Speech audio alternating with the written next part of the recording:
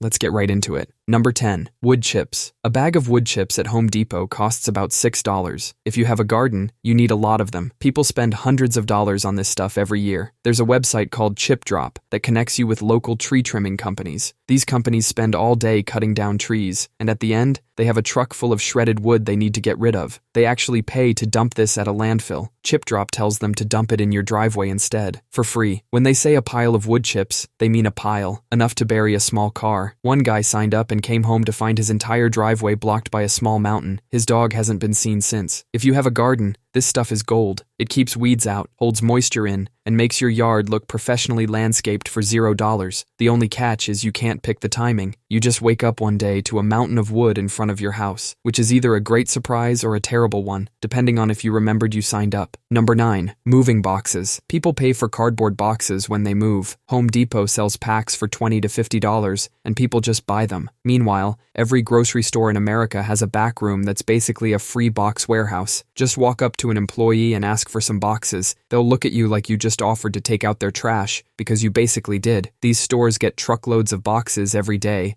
and have to break them all down. It's their problem until you make it yours. Banana boxes are the holy grail of free moving boxes. They're thick, sturdy, and have lids. The only downside is your new apartment will smell faintly of bananas for a week. Liquor store boxes are even better. They're built to carry heavy glass bottles, meaning your fragile dishes are completely safe. Also check Nextdoor, Facebook Marketplace, and buy nothing groups. Someone in your neighborhood just moved. They have 40 boxes in their garage they are desperate to get rid of, and will probably leave them on their porch for you. Number 8. Camping spots. People drive 2 hours into the middle of nowhere, then pay $50 a night to sleep on the ground. The ground, which has been free for the entire history of human civilization. The U.S. has 193 million acres of national forest land, and almost all of it allows what's called dispersed camping. That means you can just camp there. No reservation, no fee. You just show up and sleep outside, for free. The rule is simple. Stay at least 200 feet from water sources and trails. Don't stay in one spot for more than 14 days, and leave it how you found it. The Bureau of Land Management also has 245 million acres of public land with the same deal. Most of it is completely free to camp on. To find these spots, go to freecampsites.net or download the app, The Dirt. People mark exactly where they camped and review the spot. It's basically Yelp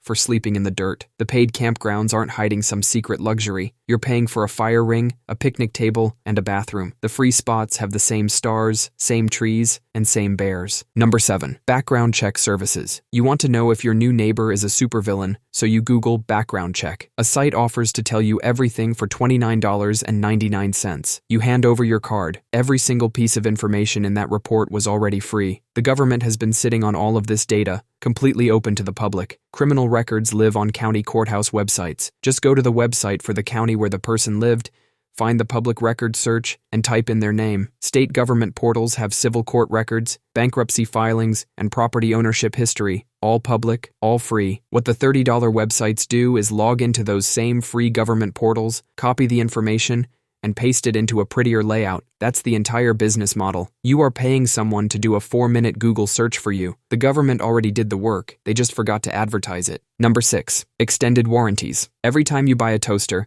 the cashier asks if you want the extended protection plan. For a toaster, a device with 2 jobs, get hot and pop up, and there's a $15 plan to protect it from failing at those 2 jobs. Extended warranties are one of the most profitable things retailers sell, but your credit card probably already covers this. Visa, MasterCard, and American Express all offer purchase protection and extended warranty coverage. It automatically doubles the manufacturer's warranty on most items, for free, just by paying with your card. On top of that, most states have implied warranty laws. If a product breaks within a reasonable time, the store has to fix it anyway. The fine print is also full of exceptions. Water damage? Not covered. Accidental damage? Not covered. The specific way your thing broke? Probably not covered. You paid for a safety net that has more holes than net. Warranty companies only pay out about 12 cents for every dollar collected. They are very good at this game. You are not supposed to win. Number 5. Document shredding. You have a pile of old bank statements from 2011 in your closet. You're too scared to throw them away, but too lazy to shred them. Most people either let them pile up or pay a shredding service that charges by the pound. But almost every city runs free community shredding events. You just show up with your box of financial regrets, and they destroy them for you, for free. These events are usually run by local banks, credit unions, or government offices. They bring in a giant industrial shredder that pulverizes your documents beyond recognition, not the little desktop shredder that jams on 3 pages. These machines eat entire boxes in seconds. The reason these events exist is practical. Identity theft costs Americans billions a year, so banks and local governments have a real interest in making sure your old credit card statements don't end up in the wrong hands. To find one, just search free shredding event plus your city name. Most areas run them several times a year. Some office supply stores like Staples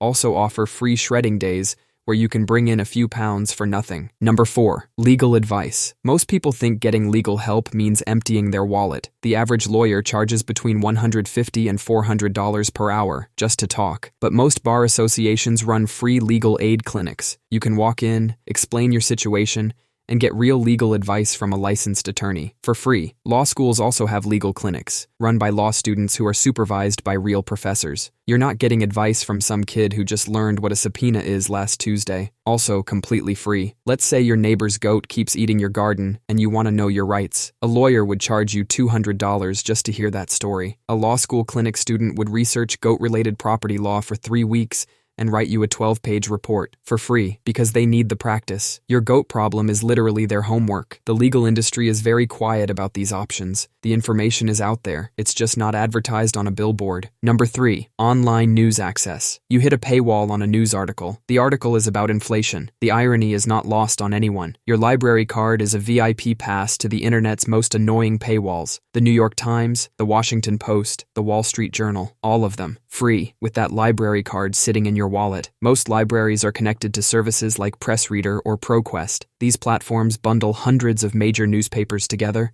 and your library pays for access so you don't have to. The Wall Street Journal costs about $38 a month. The New York Times is about $25 a month. The Washington Post another $10. Stack those up and you're spending over $800 a year on news. News that is statistically likely to ruin your morning anyway. All you have to do is go to your library's website, log in with your card number, and suddenly every paywall disappears. Number 2. Repair manuals. Your dishwasher starts making a noise that sounds like a dying cat. Your first instinct is to call a repair guy, who will charge you $150 just to show up, then another $200 to tell you it's a loose screw. Before you do that, go to iFixit. It's completely free and has step-by-step repair manuals for basically everything you own: your dishwasher, your phone, your laptop. If it was made by humans, iFixit probably has a guide for it, with over 100,000 free guides written by actual engineers. There's also Repair Clinic, Manuals Lib, and the manufacturer's own website. Most brands quietly post their full-service manuals online for free. The same manuals the repair guy charges you to pretend he memorized. Fair warning, these manuals will make you feel like you can fix anything, which is great, until you decide to fix your own plumbing at 11 p.m. on a Sunday,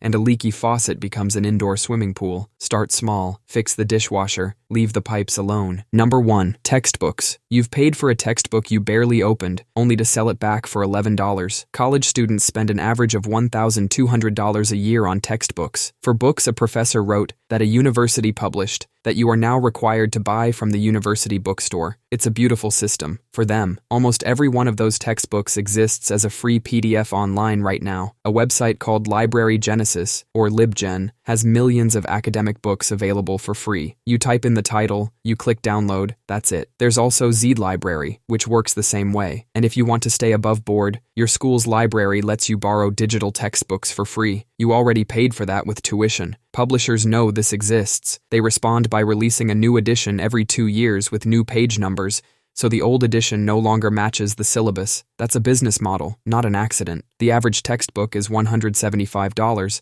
but the update between editions is just 10% new content. Next time you get a syllabus, search the textbook title plus PDF before you do anything else. There's a good chance you'll find it in 2 minutes. If not, check your library's digital system, and if that fails, email the author. A surprising number of professors will just send you their book. They didn't write it to get rich. The publisher got rich. That's all for today. I'll be making similar videos in the future. Subscribe to see them.